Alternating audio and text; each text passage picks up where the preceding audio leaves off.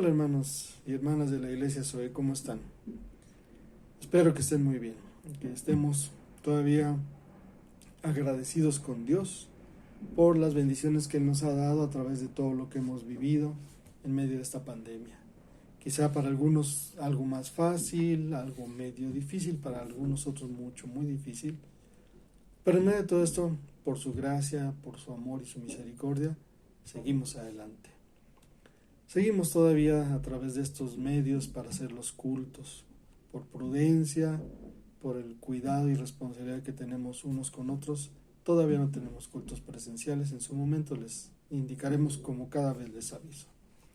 Vamos a seguir estudiando la palabra de Dios estos domingos de marzo a través de este medio y hoy nos vamos a centrar en unos versículos que tienen que ver con algo que nos va a preparar para recordar lo que a fin de marzo, principio de abril este año vamos a recordar, la semana donde Jesús es entregado y muere en la cruz por nuestros pecados, por el perdón de nuestros pecados y para proveernos de la vida eterna. El tema de hoy es un tema que he titulado Dicen que no hay resurrección. Así se llama, dicen que no hay resurrección, basado en una de las palabras que dice ahí este versículo que vamos a estudiar. Realmente vamos a estudiar varios versículos, si quieren irlos buscando, Marcos 12, 18 al 27, aunque hoy me voy a centrar solo en el 18 para reflexionar un poquito acerca de la palabra de Dios este domingo. Marcos 12, 18 al 27. Pueden ponerle pausa, leerlo y luego seguir escuchando el mensaje o escúchenlo y después en su momento lo leen. Para poder pensar en esta enseñanza de este domingo, vamos a analizar o a conocer o a recordar brevemente una idea que alguien dice que él la pensó, otro dice que fue él, otro dice que fue él y todos se lo atribuyen. Algunos desde con registros bibliográficos está desde 1121 después de Cristo, hay otros que están en el 100 después de Cristo, y hay otros que dicen nada más que fue desde antes de Cristo esta pregunta. Pero bueno, esta pregunta es algo con la que han intentado atacar a los cristianos o atacar acerca de cómo creemos en un Dios con las características que tiene el Dios que creemos. Y esa pregunta que ustedes van a ver si la entendemos desde la perspectiva correcta y saludable del cristianismo, no derrumba nada, ni es filosofía de ningún tipo, o a lo mejor muy sencilla, pero que bueno, la uno usa para tratar de atacar y decir, ese Dios en el que creen no es el verdadero Dios y ni siquiera existe, o algo así. Dicen esta pregunta: ¿Dios podría crear una piedra tan grande, tan pesada, que ni él mismo la pudiera cargar? Dios podría crear una piedra tan grande, tan pesada, que ni él mismo la pudiera cargar. Yo sé que ustedes van a decirme inmediatamente, pero vamos a decir por qué la preguntan. Ustedes dicen, si Dios no la puede crear, entonces no es omnipotente, porque no puede entonces crear o hacer todo. Esa es la omnipotencia, ¿no? Que Él puede hacerlo todo. Si no la puede crear, no es omnipotente. Y si la puede crear y no la puede cargar, tampoco es omnipotente. Y entonces con esto tratan de destruir la idea de un Dios omnipotente. Pero que al final de cuentas dice uno, con esto se destruye todo. ¿Para qué crearía Dios eso? Y la otra respuesta es, creó el universo. Esto es mucho más que esa piedra absurda, ilógica y sin sentido que ustedes preguntan. Otras personas lo han dicho de otra forma. Otras personas dicen, a ver, ¿podría Dios crear un acertijo tan difícil que ni él mismo lo pudiera resolver?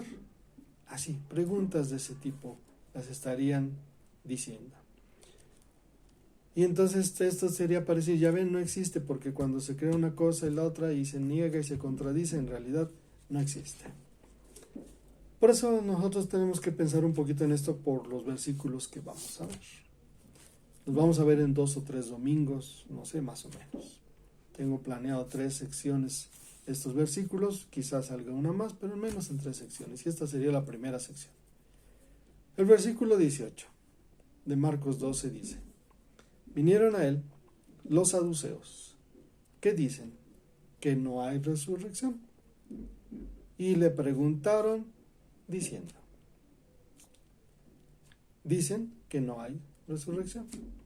Y le hicieron una pregunta. Ahorita no lo vamos a leer, lo vamos a leer con calma esa pregunta. Vamos a ver después qué implica esa pregunta. Vamos a ver después la respuesta de Jesús. Ahorita nos vamos a quedar solo en el versículo 18 para empezar a aprender y a prepararnos para, les decía, recordar la semana en donde Jesús fue entregado.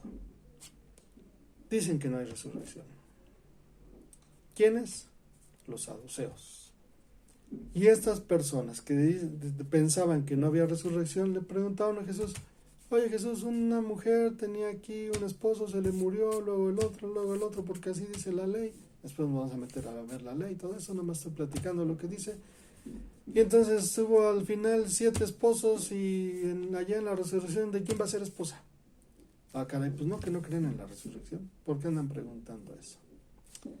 Pero ahí está la cuestión de por qué les compartí esta primera introducción. Preguntas de este tipo, dirán algunos ahora, capciosas, medias raras, donde te ponen un buscapié, donde tratan de ver cómo te hacen caer. Esa era la pregunta que tenían. Jesús ya después les contesta: miren, ustedes están mal por esto, lo otro, aquello. A eso nos vamos a meter después. Pueden leerlo, pero eso solo me voy a quedar en el versículo 18. Dicen que no hay resurrección. ¿Quiénes? Ahí dice, versículo 18, los saduceos.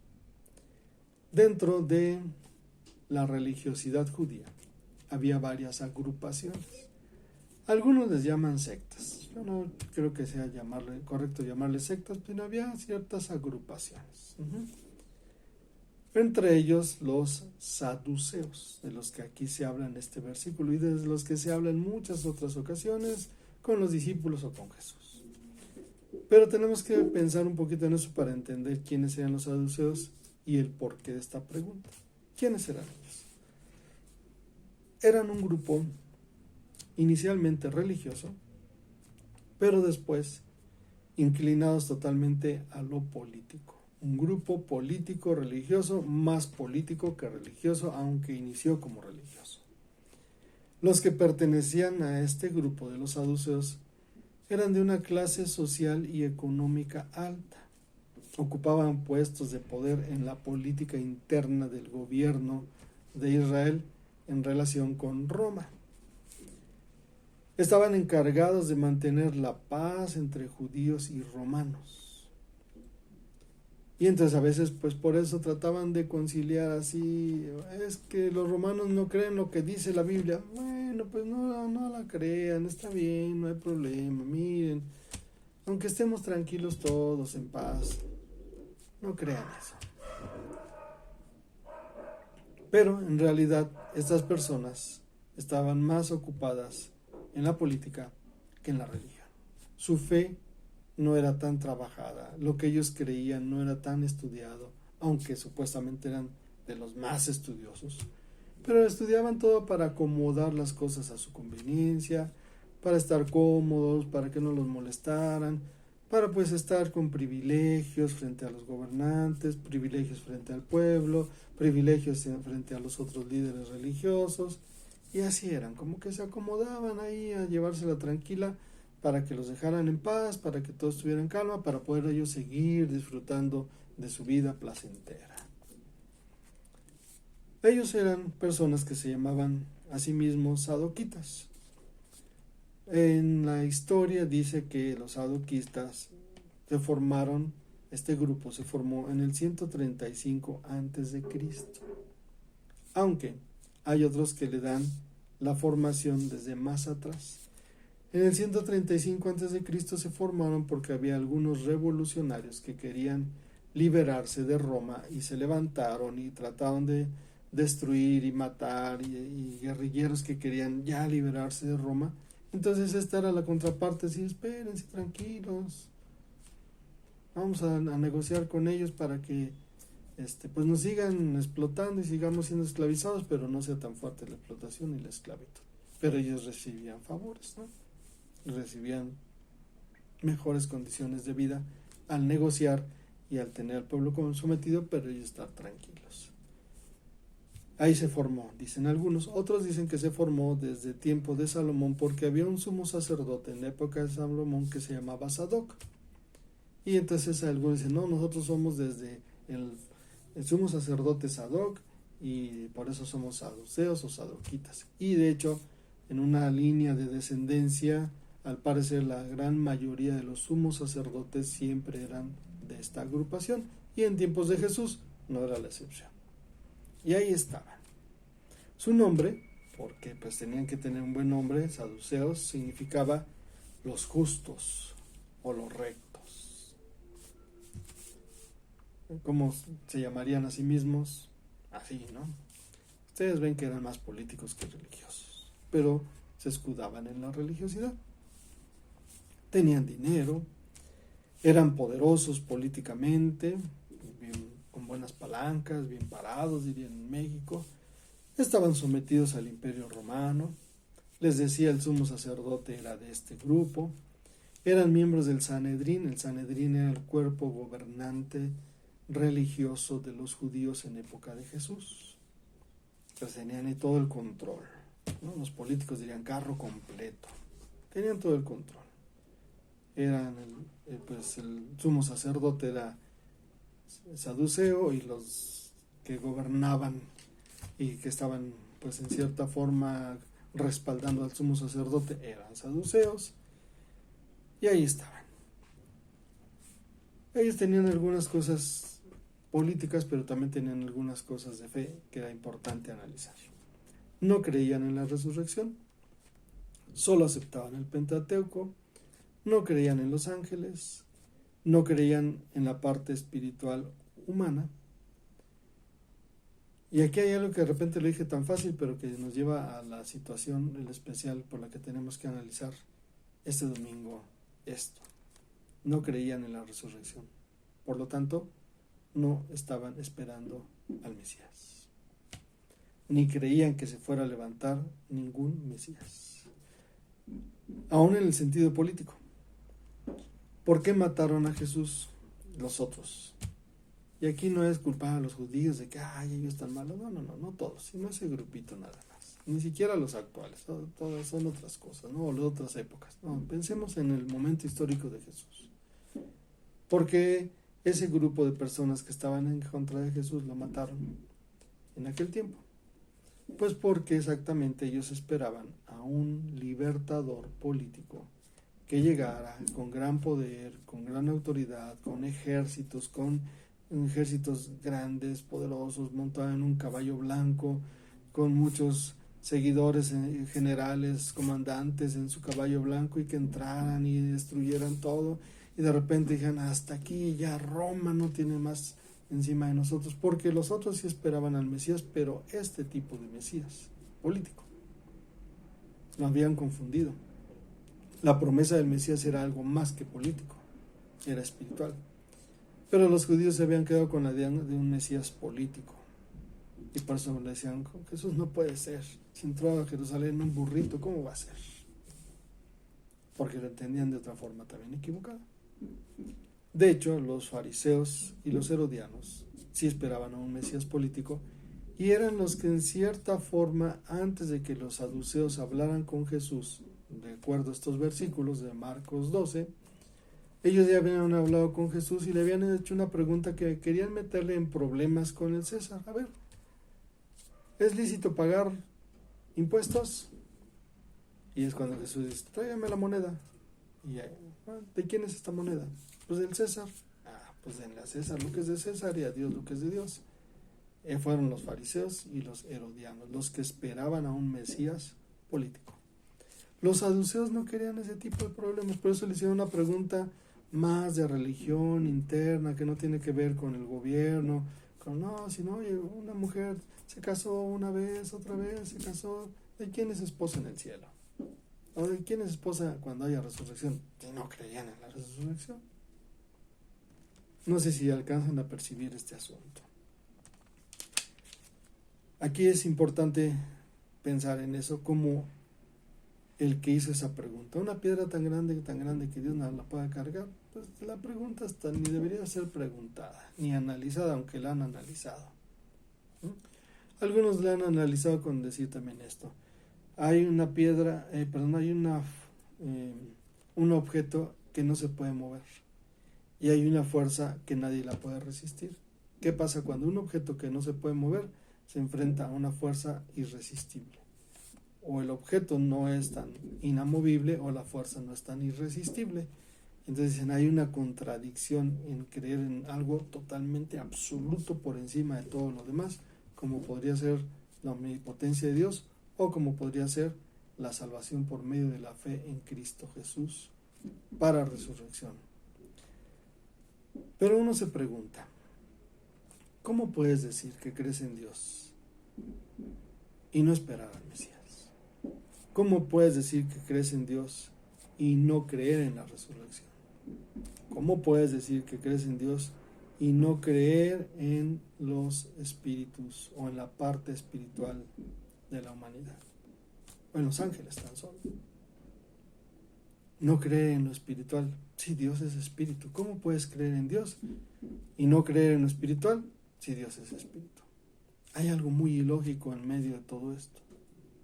Hay algo muy ilógico en estas ideas que se tienen y que yo creo que es algo muy similar a lo que vivimos en nuestra época y que tenemos que reflexionar. Por eso el título, dicen que no hay resurrección. Entonces, ¿por qué preguntan algo sobre la resurrección si ellos dicen que no hay resurrección? No es que no haya resurrección, sino dicen que no hay resurrección.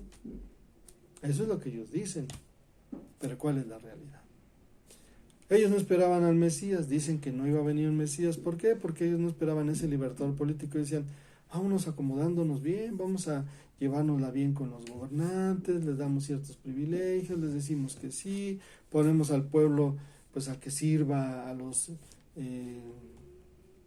emperadores, a los tetrarcas, a todos los romanos que están sobre nosotros, y nosotros les pedimos a cambio ciertos privilegios, vivimos una vida tranquila, los demás trabajan, los demás se amuelan, los demás están bien sometidos, los demás viven las peores vidas, pero vamos entre nosotros a irnos jalando para vivir tranquilamente la vida. ¿Para qué un Mesías que haga una revolución si podemos tranquilamente ir adecuándonos, ir tranquilizando algo? ¿Para qué meternos en problemas? Entonces, ¿para qué le hicieron esa pregunta a Jesús? ¿Cuál era la intención de los saduceos? En realidad, los saduceos querían aprovecharse el momento. Les dije que en el pasaje anterior los fariseos y los herodianos intentaron ridiculizar a Jesús y no pudieron. ¿Por qué digo ridiculizar? Hay varios autores que mencionan esto. Los rabinos tenían esta idea. El mejor rabino es el que ridiculiza de la mejor forma posible al otro rabino. Quizá estos no eran rabinos exactamente, pero creían que Jesús era un rabino, entonces lo querían ridiculizar. Rabinos eran otros, ¿no? Los fariseos, los herodianos, los doctores de la ley, los escribas, todos esos eran rabinos. Probablemente algunos saduceos, pero no se sabe muy bien de los saduceos como rabinos, pero tenían ese estilo, ridiculizar. Los saduceos creyeron que podían hacer algo ya ellos. No pudieron los fariseos, no pudieron los herodianos. Si nosotros lo hacemos, vamos a mostrar que somos superiores a ellos. Y eran enemigos entre sí los fariseos y los saduceos.